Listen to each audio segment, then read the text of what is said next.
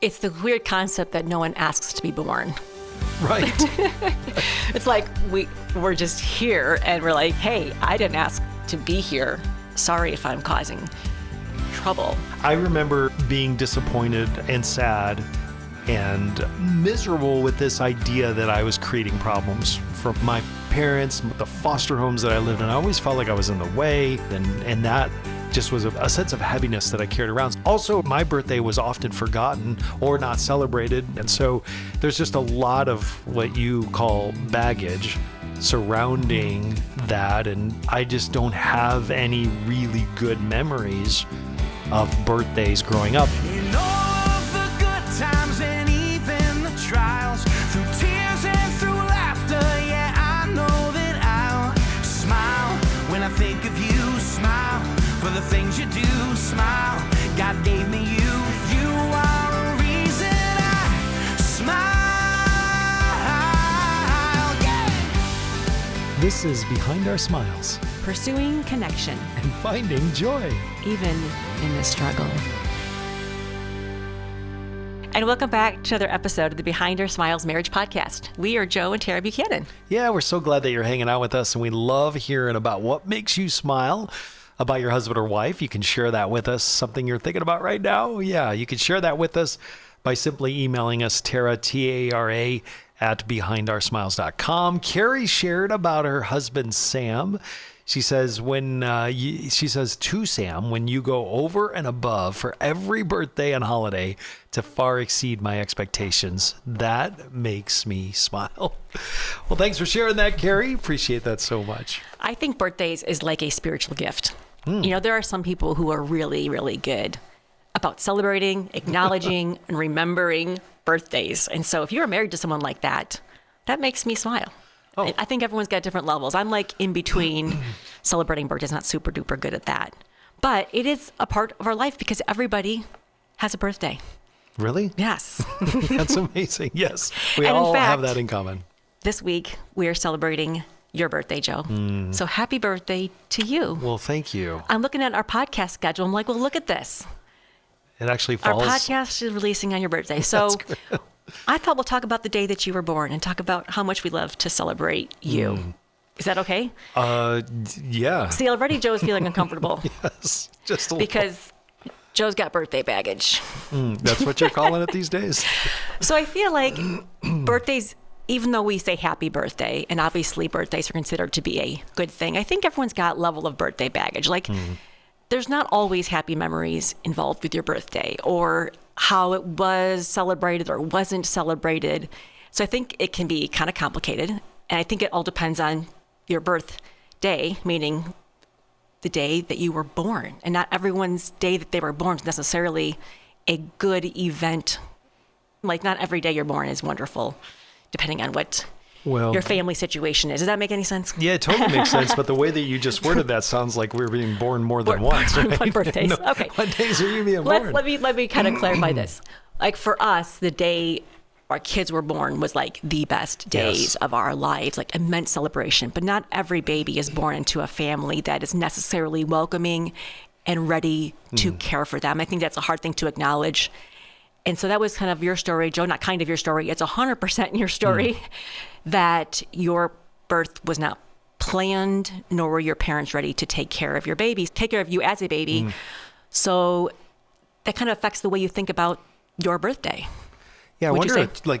I think childhood trauma does affect the way that, because you can have something happen later in life, a bad event on your birthday or something disappoint you, and it may not impact you, although it can, the same way it does as a child. And I was thinking about how, like, me growing up contrasts with our kids and how you were just describing that. And our kids absolutely know this was some of the best days of our lives. They know because there's video to prove it. There are pictures, there are stories. And every time we talk about their birth, we light up, and they love hearing about the circumstances surrounding And how their much birth. we were excited for them to be born. Yes. And just the pictures and the people surrounding them, smiling, visitors coming and smiling, the adorable clothes you get to pick out for a little tiny baby, the exhaustion on our faces, but still like the sheer celebration, even in exhaustion. So even when our kids have birthdays, I'm like, oh my goodness, it's my celebration, meaning I'm so glad you were born. Yeah, and our kids grew up knowing that was one of the greatest days of our lives, and that was something really excited that we cherished. Where I kind of grew up the opposite, and I think that there are a lot who grow up in this way that go, man, I added a sense of burden to I was my not family. I planned, and maybe I was Right. not wanted. Correct. And I know that I caused trouble to my parents. Maybe it just, And it's only later in adulthood and actually raising my own children that I look back and realize that's not my fault. But yet as a child, you carry that. Yeah. And I carried it well into my adulthood as well, but carried the blame for that. Even though I was blamed, it wasn't my fault. it's the weird concept that no one asks to be born. Right. It's like we're just here and we're like, hey, I didn't ask to be here. Sorry if I'm causing trouble. But so growing up, if you can remember back, what do you remember about your birthday as a child? Let's see, your earliest memories. Or did you know what birthday was? I'm glad you clarified that, my earliest memories, because I do not remember You being born? actually being born. No, I don't remember that. I remember being disappointed and sad and miserable with this idea that I was creating problems for my parents, the foster homes that I lived in. I always felt like I was in the way. I always felt like I was just creating issues and problems, and that just was a sense of heaviness that I carried around. And also around my birthday, the most interesting thing here is that my birthday was often forgotten or not celebrated. I don't know if it was forgotten or just not celebrated. And then there were times when it was acknowledged at a different day. Like I was in a foster home, they didn't even know when my birthday was. So it was this day was my birthday. And so there's just a lot of what you call baggage surrounding that, and I just don't have any really good memories of birthdays growing up. Now I remember being in like the public school and seeing other kids get celebrated around their birthday, and as I got into the later part of my childhood, I was in different homes that did acknowledge my birthday. So don't get me wrong, there were times when I knew that this was my birthday, and I do have some memories there, but most of them are met with a lot of heaviness and baggage. And so it's, yeah. Because again, a birthday, we're celebrating like you exist, right? Your birthday, like you exist in this world and you were born. Then also this idea of we love you, we're excited. And then also for our kids, there's this idea that you're entering a new stage. Every kid like, oh, I'm 5 now. I'm double digits now.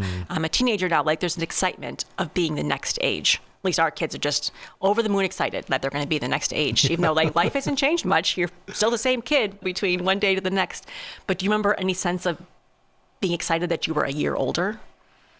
No, I don't.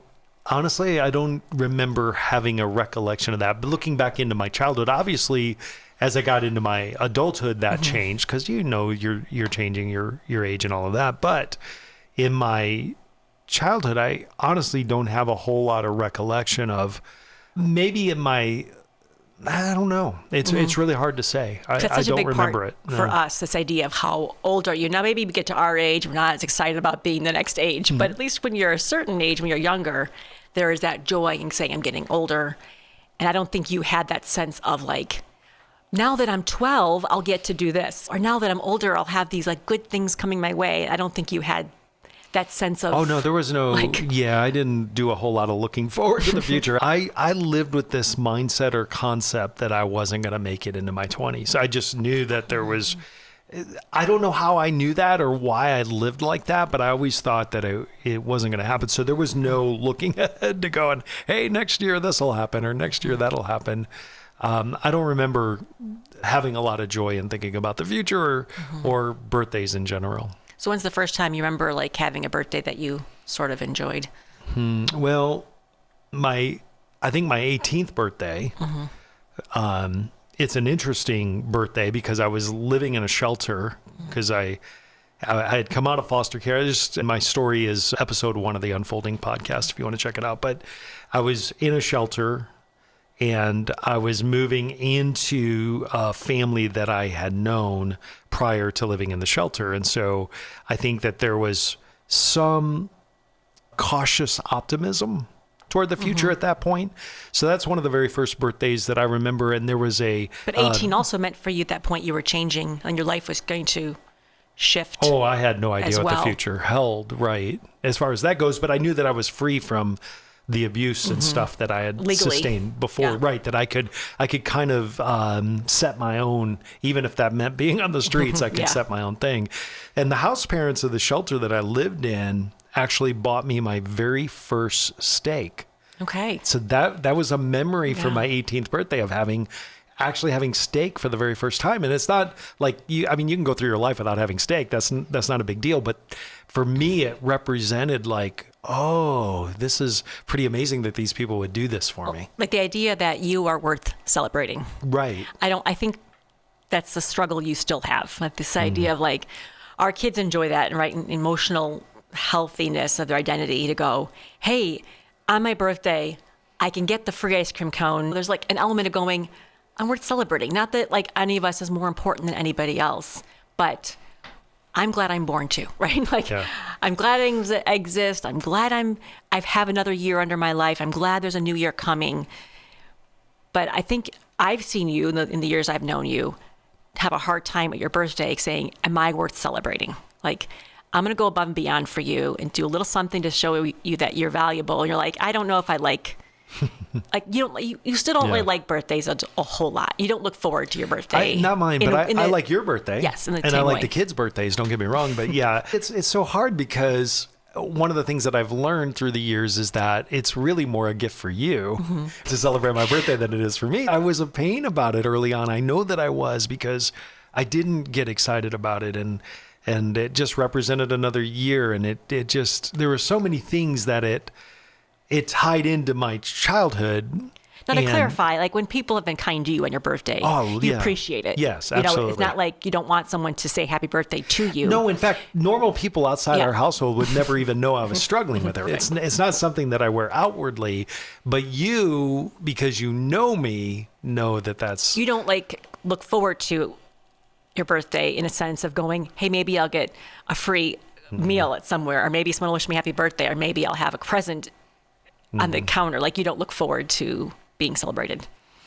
no, and that's something You're I ready had to to. get, like, you're ready no. to get uncomfortable. Like, Yeah. what? You're going to celebrate Well, me? I had to adjust a little bit, obviously, over the years because the kids got it. I It's saw Dad's it. It birthday. would steal their joy if I wasn't getting excited about my Yes. birthday. So I had to make those adjustments. But yeah, I think when you go through abusive things and you're treated as if you're in the way and not worth celebrating, and your birthday is often forgotten anyway, then I think it does give you this mindset of like, what are we doing So what's this going for? through your head, even in your 40s and 50s, right? That your last, we'll say, 28 birthdays have been positive. Mm-hmm. We've always done something special for your birthday.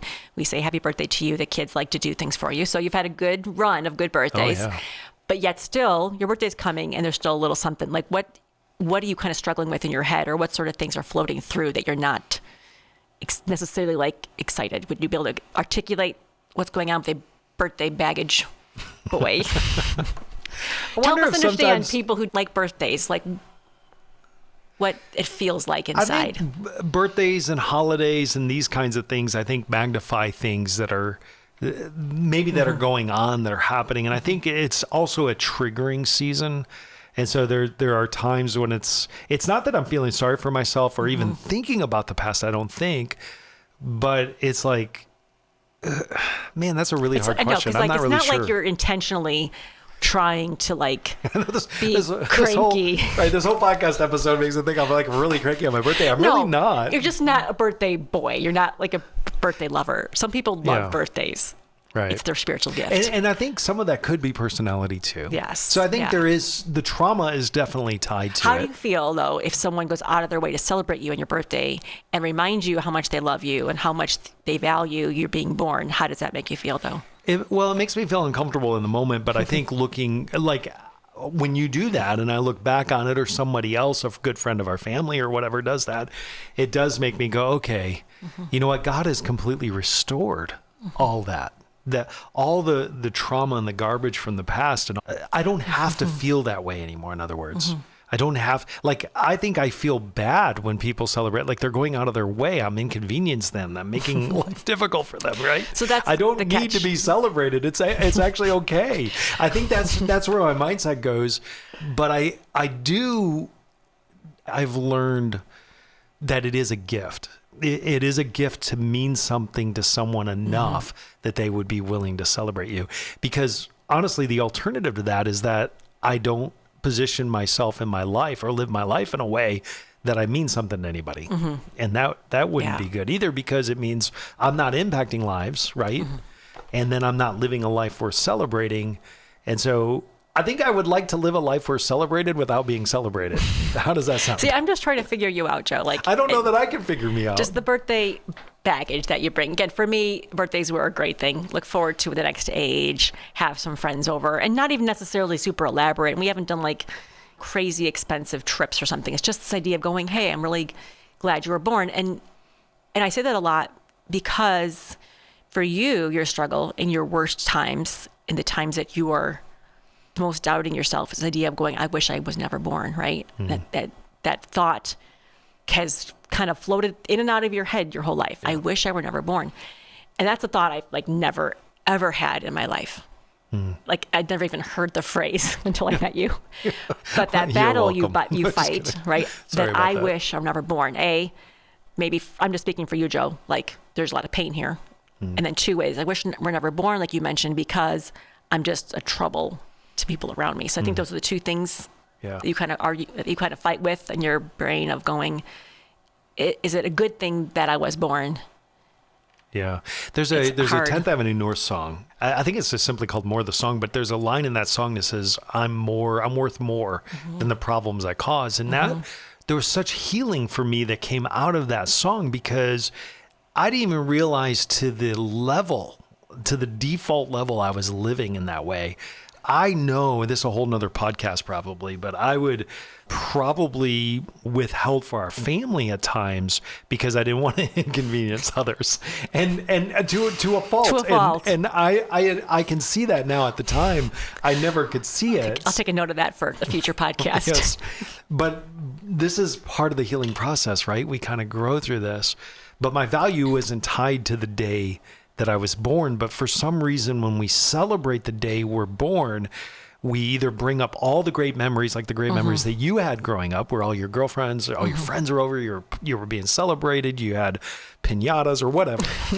Crazy. Like I never our did kids, get a right? piñata, You man. never got one? Okay. See, that's my Gotta birthday get baggage. You a piñata. Our kids had, I mean, it was all homemade. I think about the cakes that you made over the years and the celebration, themes right. and all of this stuff, the themes, just to express our love and how much joy I got out of celebrating with them. And I think what that did in a way, especially early on, was made me go, what is wrong with me? There must be something so wrong with me that people around me wouldn't find joy in celebrating that with me. And so it kind of drove that point home. What I already knew, what I believed to be true, I kind of enforced that.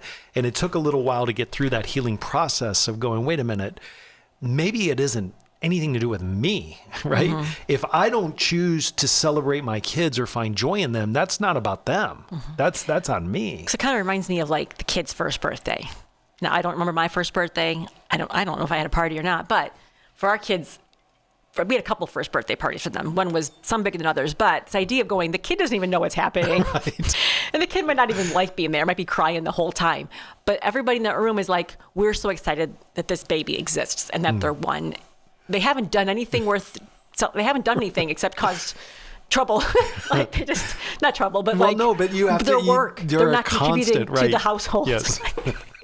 Their only contribution is the joy they bring by existing. Yes. Like, I mean, think about that. They only bring joy by existing. They don't help. They just make messes and have to be fed constantly, watched constantly, all this stuff.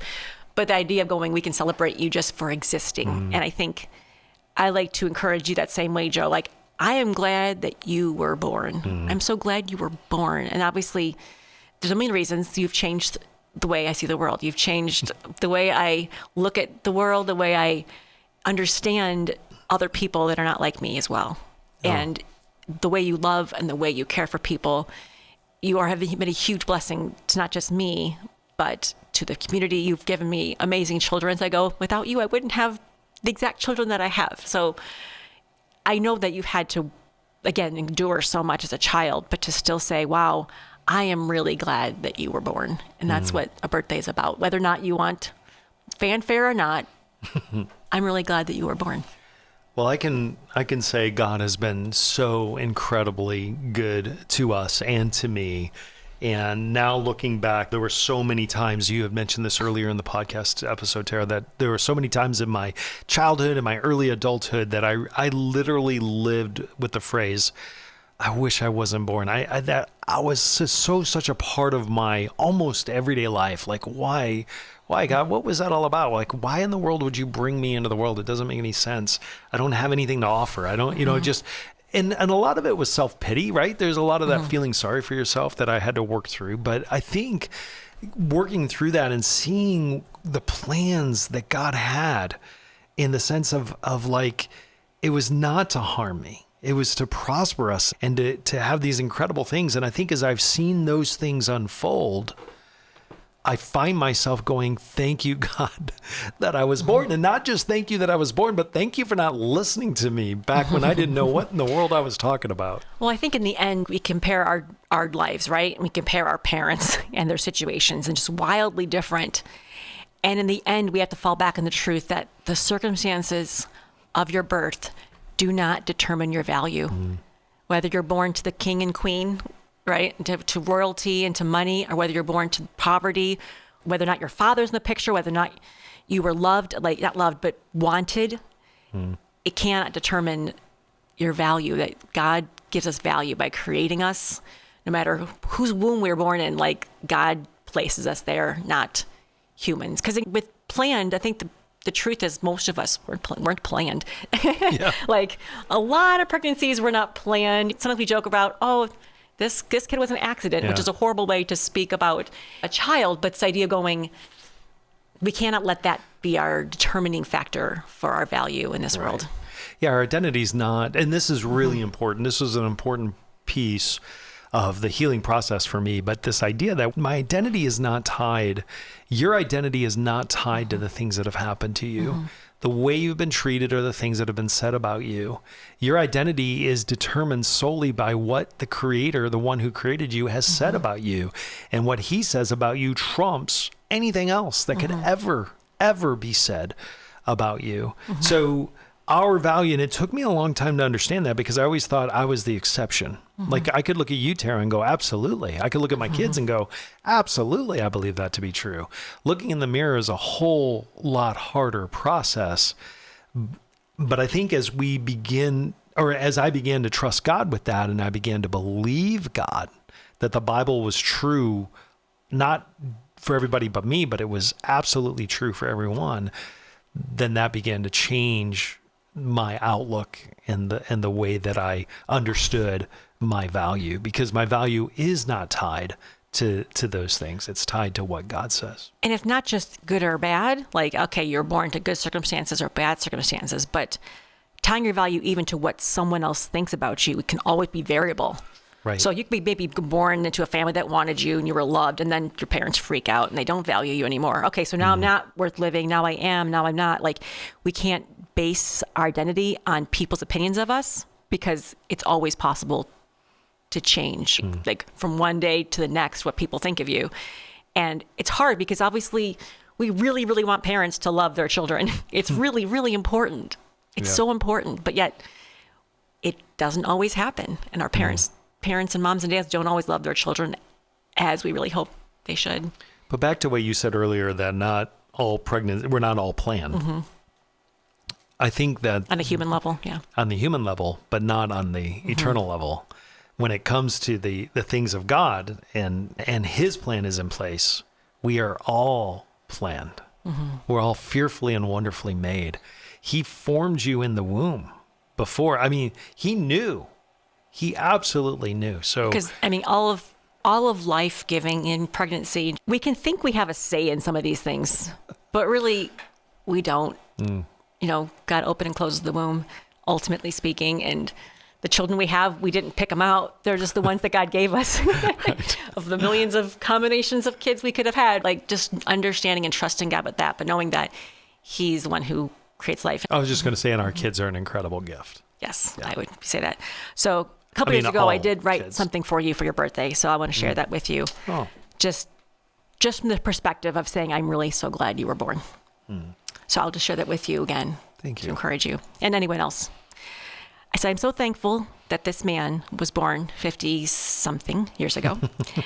Thinking about his life reminds me of the story of Abe Lincoln and how when he was born in his little log cabin, his neighbor picked up the crying baby and laughed and said, Aunt, take him. He'll never come to much. That reminds me of Joe. Anyone would have looked at the circumstances he was born into and figure he won't amount to much. There would be no happy childhood in the future. In fact, he might suffer so much abuse that maybe it'd be better for him not to be born at all. Maybe he wouldn't come to much because it was unlikely he would even survive to adulthood. Besides the people around him threatening to take his life, he may end up wanting to take it himself and save everyone else the trouble. He was born into a family that failed him and a system that failed him at every turn. But God's love has been unfailing. God takes what the world doesn't want and says, you are mine. His abusers called him unlovable. God says he is loved. His abusers called him worthless. God says he is worth dying for. The world said he was unplanned. God says he was thought of before the beginning of time. The world would say he was a choice. God says he's chosen for a great purpose. The system said he has no hope. God says, I have plans for you to prosper. Could anyone have guessed the amazing plans that God had in store for this baby? Can you imagine a world without Joe Buchanan? Who else has had such a burden to communicate the love of God to those who have never felt loved? How can someone who's had to lose so much, suffer so much, now be such a light to so many people? How can someone who has felt so much despair bring so much hope? How can someone who has experienced harshness and neglect have such a gentle and quiet way with everyone he meets? Someone who has experienced hate have so much love to give away? This one tiny baby born to a teen mother and an alcoholic father, passed from foster home to foster home, treated like a piece of garbage, and here he is changing the world, speaking life to everyone he meets, always looking out for the vulnerable and the hurting, fully aware of how dependent he is on God for his every breath. Not to mention, he's become a faithful husband, a devoted and loving father, a wise and responsible manager, a kind of and selfless friend. The kind of friend that you can't help but look at and say, Joe, I'm so glad that you were born. So today we all get to celebrate the day that Joe was born. Happy birthday, Joe. But the happy part is for us. We are all happier with you in our lives. Happy birthday, Joe. Thank you. I don't even know. You're a miracle. Yeah, You're a miracle. God's so good. And can I just do this real quick? Can I turn the focus on to those that are listening right now? And maybe you relate to some of the things that were said about not being celebrated as a child or have birthdays that are a struggle or whatever. I want to remind you that the things that Tara just shared in the way that she sees God working through me, in the way that God loves me and the value that I have because of him, then you can apply those same things to say that your past, your childhood, your trauma does not have to define you. God's got a purpose and a plan for you, and he had it before you were even formed in the womb. And he loves you so much. So we can say that to everybody. I'm so glad you were born. Yes. That goes for everybody. Everybody's birthday today.